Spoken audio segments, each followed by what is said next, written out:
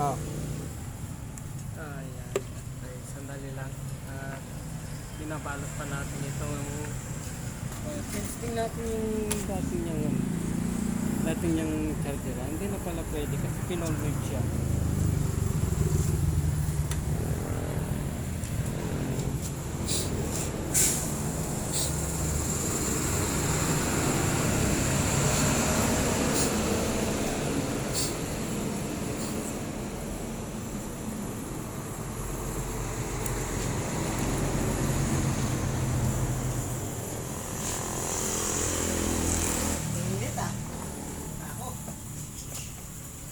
Yun.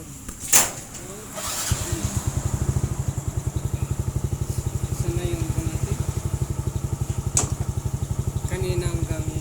Kanina, ang kuha lang nito nasa 12.8 pag umandar, o 12.9 pag umandar, nagiging 12.8.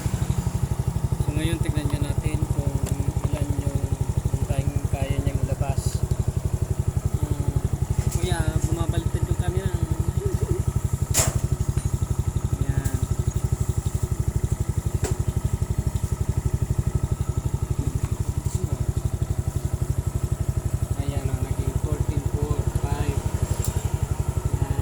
Mataas na yan. Mataas na yung voltahe na yan kasi pag bumandar mataas na.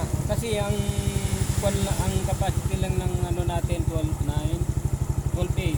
Yan. Pero pag tumas ng ganyan na, good na siya. Baga yan na po yung sa kanya kuya. Oh. Okay na? Okay na si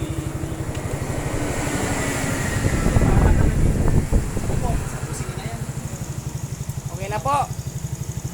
Salamat po sa patuloy po na suporta. Maraming pong salamat sa mga manonood natin na patuloy at walang sawang sumusuporta.